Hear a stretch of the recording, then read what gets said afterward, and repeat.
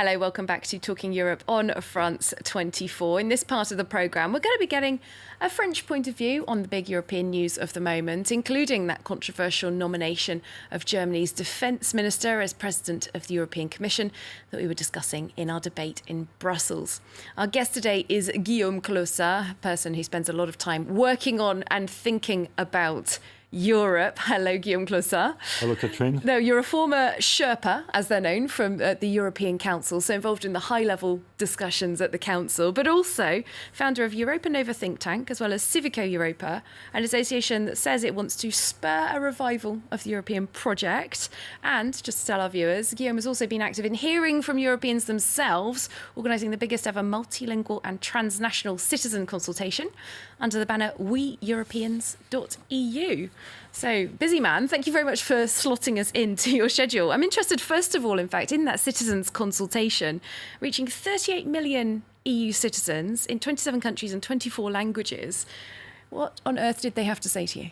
It's really interesting because we reached indeed 38 million Europeans, and we saw two things. On the one side, when Europeans are consulted together, they massively contribute, and we have more than 2 million contributions. Mm-hmm. And if we compare to national equivalent consultation, they contribute twice as much, which means that if Europe is not 27 democracy, but one European public space, you have European citizens which are very engaged. The second thing we saw is Europeans have the same concerns.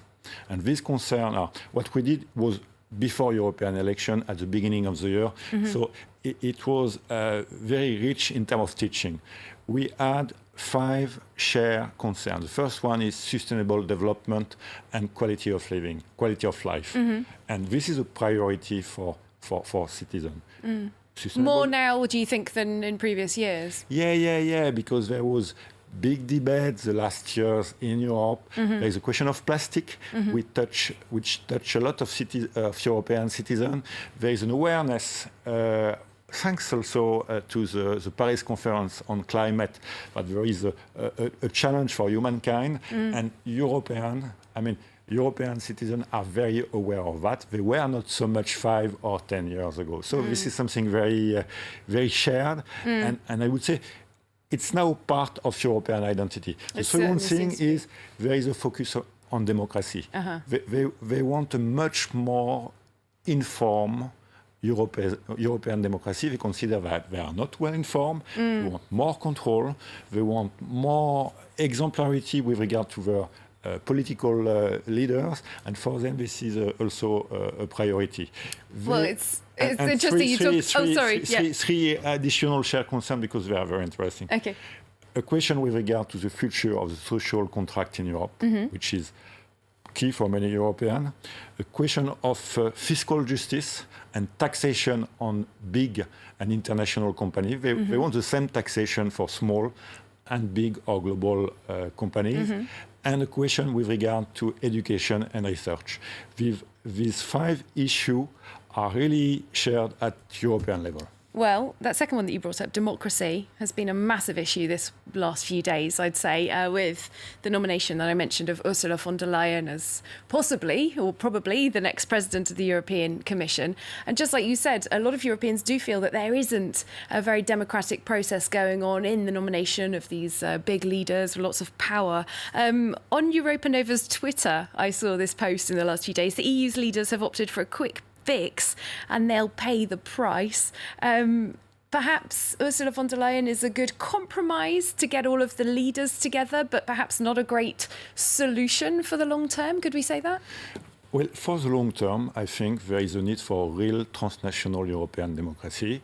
We need a European election which allows to choose the head of the European Commission. And personally, I was in favor of the Spitzenkandidat process. The sort of lead candidate. Myself, when I was director of the European Broadcasting Union, I, with my team, organized the Spitzen Eurovision debate with the different 5 years ago, where you had Juncker, Tsipras, etc. And I think it's a progress for European democracy. But what we saw with this election was that there was no agreement on the Weber candidacy. Manfred Weber, who was the centre-right candidate, just to remind our viewers. And then you needed to find a solution. And Ursula von der Leyen is not a bad solution. She is a real European. She was educated in Brussels. She's a French speaker. She speaks different languages very well. She has a vision for Europe. She knows the European Commission system. So this is positive. And she was,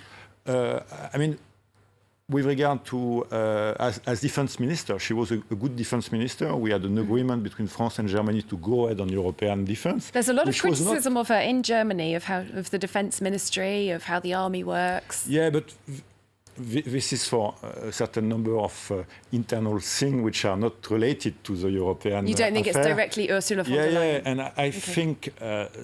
Anyway, when you are appointed President of the European Commission, is a challenge. And you need to find a style, and she will need to find a style which is not a German style, but a European style. So she has a huge challenge for us, and she needs to, I would say, gather the key success factors in order to be a great President of the European Commission. Well, the first hurdle is getting voted in by the European Parliament. So they have a secret ballot that's happening Tuesday 16th in the evening is when it's scheduled for.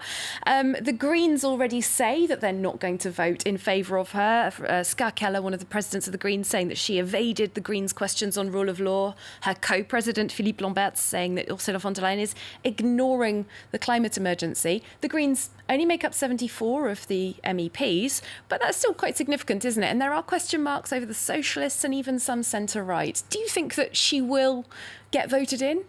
Well, I think she will, or she's unlikely not to be. But everything is possible.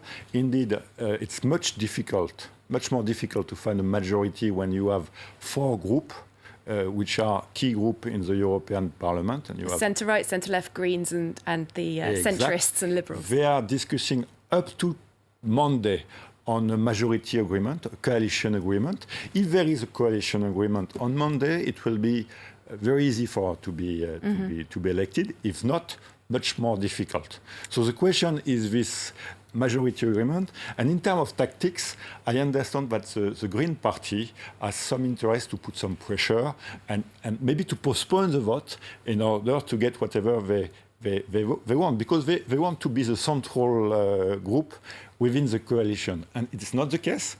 All the more since you have no head of state or government within the European Council, which are green.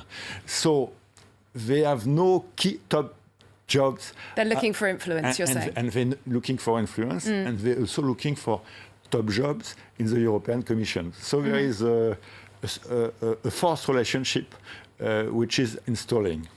All right. Well, we'll possibly come back to those green issues and the power play in the European Parliament in just a moment. But a very important subject of that Ursula von der Leyen will probably find as one of her most pressing jobs if she is confirmed as Jean-Claude Juncker's replacement. It's overseeing the UK's exit from the EU, of course. Now, in the last few days, the two contenders to become the British Prime Minister debated head-to-head on TV. Naomi Lloyd was watching along, and this is her report. One of these two men will be the next Conservative leader and British Prime Minister.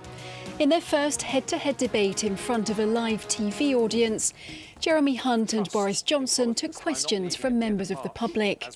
Top of the agenda was Brexit, with both men competing to show that they would get a deal with the EU before the end of October. If you don't get us out of the EU by the 31st of October, will you resign?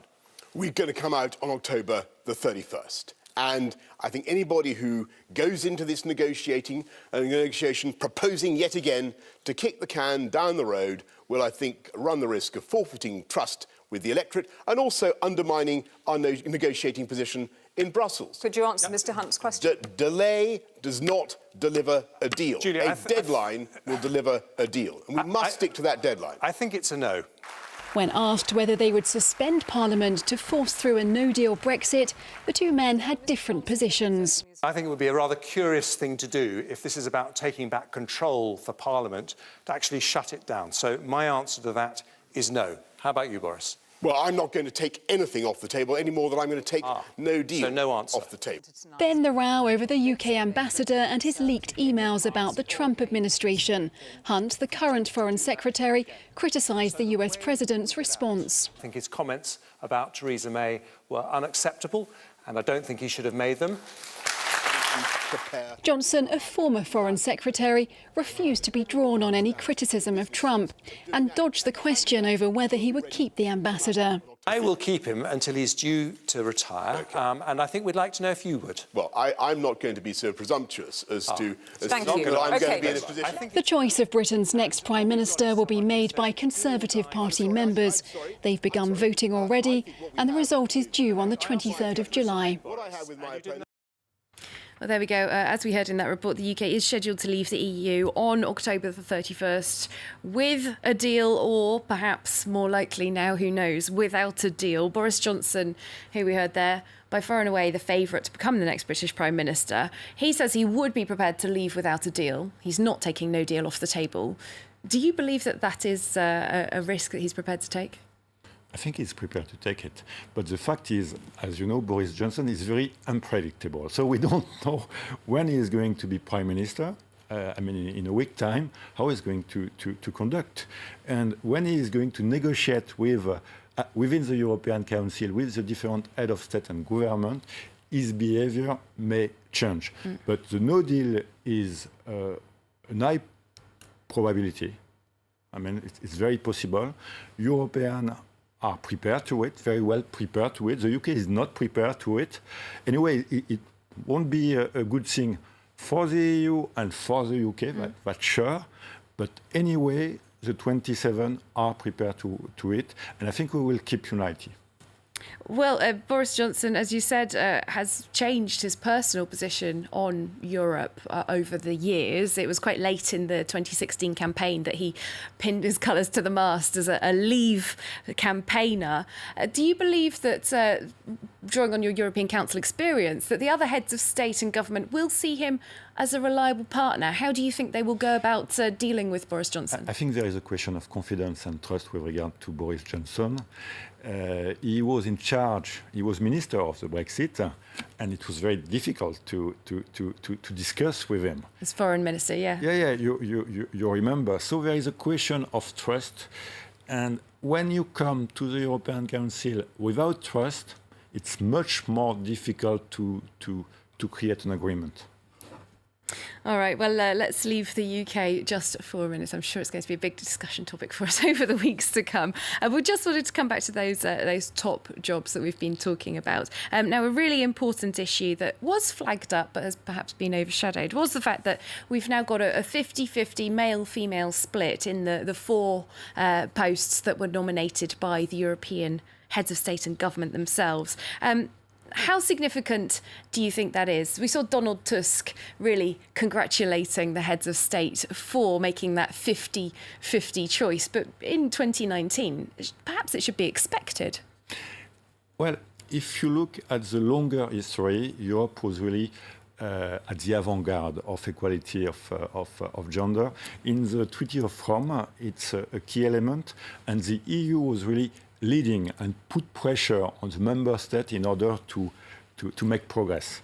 I think it's a normal step now. And what you saw with Ursula von der Leyen is she committed herself this week to have equality within the European Commission. Mm-hmm. But for me, the main thing is we have a kind of formal legality, equality between men and women, and we need a concrete, practical equality between men and women everywhere. And we need a plan, a European plan for this equality, for this concrete equality for the next decade. Do you mean there should be quotas? No. I mean, we need to be more demanding in order to have a real reality with regard to labor treatment, for example, which is not yet the case. With regard to the quality of condition of women, which is not exactly everywhere in Europe the case. So there would have to be structural legislative changes, you think? I believe, yes, with more benchmark within enterprise, organization, in order to have a real equality of treatment between men and women. But this is a good thing for me that you will have an equal number of male and female commissioners within the European Commission. Ursula von der Leyen asked each member state to propose one male and one female. Somehow it's a revolution.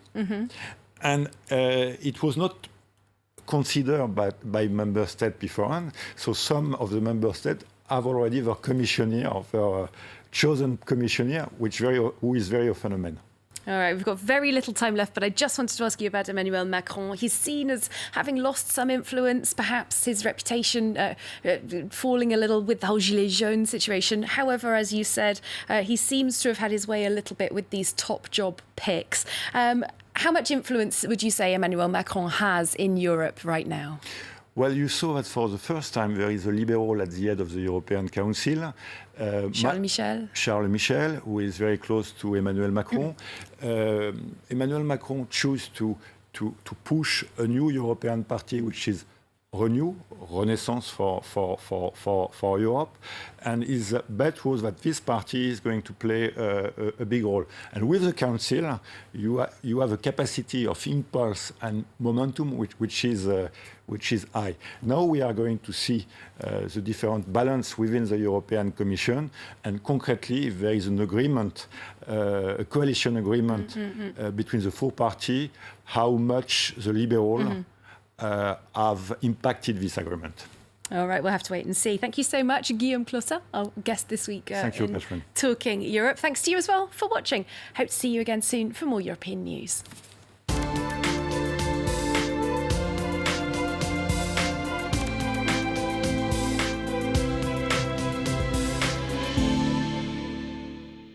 Business news is not about numbers, nor percentages and statistics. Business news is about people and how we live our lives. People and Profit goes beyond numbers to analyse how the global flow of money and profits shape our world. Intelligent and accessible, the show cuts across business, economics and politics. People and Profit on France 24 and France24.com.